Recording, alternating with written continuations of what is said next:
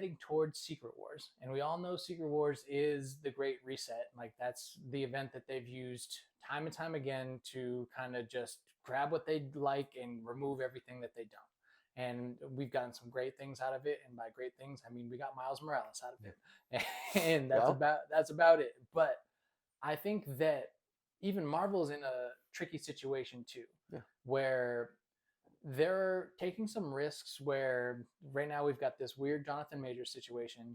I've heard rumblings actually of Kingpin coming up as a higher villain because of how much love like people have for Victor Vincent D'Onofrio. Yes. And his ability to play Kingpin, and that's cool. I would be okay with that, even if it's more of a grounded like future instead of a cosmic future, which it seems to be like where they're headed. And it doesn't seem like people enjoy the cosmic stuff as much as the more grounded, gritty stuff. Like you look at the first Avengers movie versus like the Marvels, you would be shocked that these are in the same, universe. And there are a lot of grounded stories that you can tell with Kingpin and Daredevil and Spider-Man. And I think if we started to just take a second to be like, okay, we like all of this right here. Maybe we get rid of some of these things over here that like didn't work or we don't want to continue with. Like it doesn't seem like they want to continue with Shang-Chi at all, even though that did great. I very much enjoyed it, but yes, I agree. And the same thing with like some of these characters that just got their own movies, which could have definitely had a TV show. Like Shang-Chi could have been a TV show and it probably would have lived more. That's my biggest argument with the Eternals. Yeah. It's like, I think that should have been a TV show. I don't think that should have been a movie. Right. And then the Inhumans, for example. The what? Yeah. The right? what? They've been completely erased. Gone.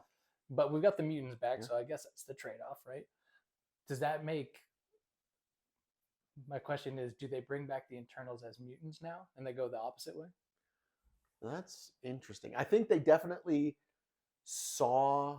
First off, I think Marvel is a victim of their own success. Yeah. Because I cannot think of a scenario where 10 plus years of movies led to Endgame, which was just a phenomenal capper to that story they created. I mean, I literally cannot think of a situation where that exists.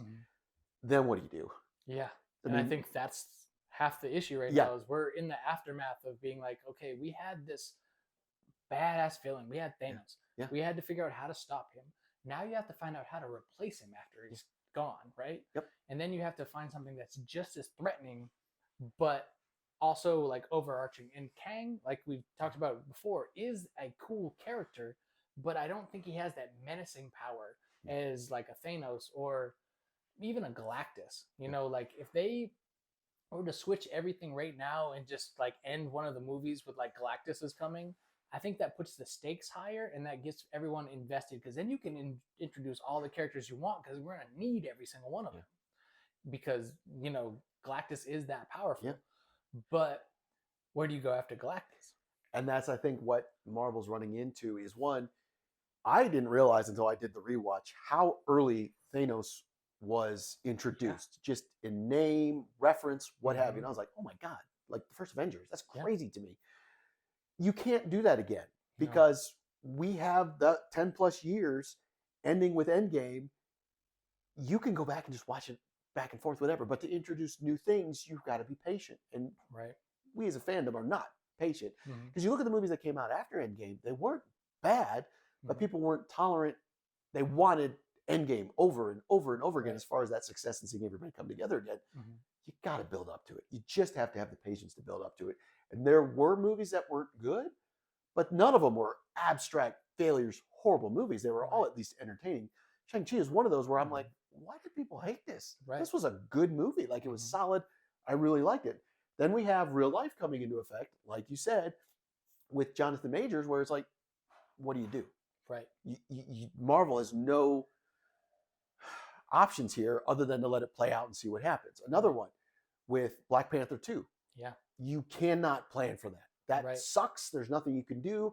There are options of recasting, telling the story they did, whatever, but that's out of Marvel's hands. Yeah. They couldn't plan for that. And sadly, hopefully we don't have to run into that a lot.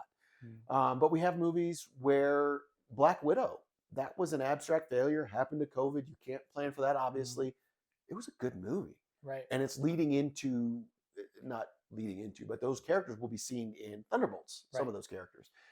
We have Julia Louis-Dreyfus's character. We're like, whoa, what is she doing? Mhm. That's cool. And she's going to tie into more, Right. which I think is exciting. And again, we're starting from this. We need to build up, but I don't think we have the patience as a fandom to get there. Yeah, and I think one a way to do that, in my humble opinion, is if you get the Kingpin route Mhm. and you go like a street level version of like a threat that's still like crime organization, crime syndicate, even tell maybe some AIM stories, like Yeah. even like those type of aspects. Like it doesn't have to be so like the world's on the line. It could be like defending from this like crime organization from taking over here, and then you bring in like some street level characters like Daredevil, Spider-Man, and then bring in some Spider-Man villains. Like I think one of the things I learned from the Spider-Man 2 game is that there's some really awesome stories that can be told on just a street level, Yeah. opposed to trying to destroy the entire world. Or even if they play with Venom more, like there's a lot of Venom stories that I understand that Sony's got. I was going to locked say over that's you the know what only I tough mean? part. Yeah, yeah. But if they just work out some deal here, like you could quite literally have a really cool and powerful Venom story and tell that like anti-Venom like story. And I think Tom Holland's afraid. Like recently, I've seen him in interviews saying that he's afraid that he doesn't want to do another Spider-Man movie because he needs it to be better than the last Yeah. one, and that's a hard bar. And I think that's another the thing. entire Marvel universe right now. I think that's another thing Marvel's running into is they are seeing, and this is just the reality of people, their heroes are aging. The actors are aging, I should say. Mhm. So, like Chris Evans cannot play Captain America forever. That's just a given. Chris Hemsworth cannot play Thor forever. That's just a given. Don't say that. And you have Tom Holland as Spider-Man. They want to get maximum stories out of Tom Holland's Spider-Man. Yeah. But the Marvel universe where the stories are coming from at this point aren't ready for that. Yeah, but They're just not Spider-Man developed to doesn't that. really fit in a cosmic universe. But that's what I too. mean. Yeah. Having these street level, I love Daredevil is one of my favorite characters. He should never be in outer space. That should not happen.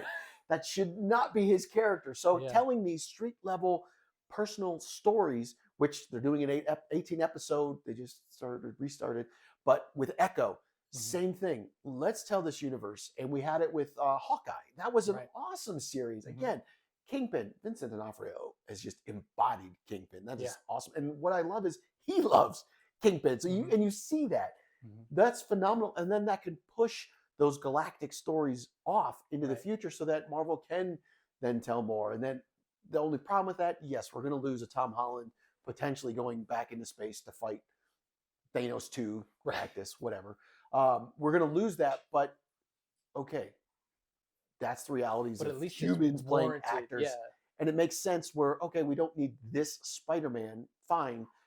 We'll figure out a different hero. We'll get Yeah, somebody just else. give me Miles Miles Morales. Morales. There it Exactly. is. Let's do this. Or Spider-Girl or Mhm. whatever. I don't care. Oh yeah, and Madam Web looks like a shit show already. Like literally, like Going back to DC and the cartoons, it's like, what the hell is wrong with Sony? Like, Yeah. you can make an amazing video game, but you can't tell a movie to save your soul. yeah, Insomniac I think is the key to that That's one. a good point. But on the street level aspect of it, like before we kind of shift out of here and probably end this 50-minute long video. You're that we have welcome. here, I think the biggest thing about it is like you can take a lot of these. Yes, they are Spider-Man villains, or some of them are, but you could tell an Annihilus story. Yeah. You could tell a MODOK story that has nothing to do with the quantum realm. Yes. Please, I don't need that version of MODOK back. But there are some really awesome villains, and we've found over the years that the reason why some characters are super successful is not because of them. It's because of their villains. Like Batman is an awesome character because he has some of the best villains. And the same thing with Spider-Man. He's one of the best characters because he's had to take on so many different villains. And he's had some of the best, from the Vulture to Scorpion to Doc Ock to Shocker to Electro. Like, yes, we've seen variations of them, and like Sandman, and yes, like we've kind of touched on a lot of the big ones, but there's still some other ones there that can play out. Like, you give us a Venom and Carnage story that's worth watching, Yeah. and people will show up. That involves Spider-Man. Yeah, right. And I think that's one of the biggest things is like you can have Kingpin sit at the top of that, and be like, I'm the one that structured all of these villains together, and I'm the one that put this league of fantastic villains together. And you can even tie in some of the Daredevil stuff. And then that gives us a ground level thing that we can focus on these heroes in their grounded setting, and then we can work towards another cosmic event. But I think the multiverse may have come too soon.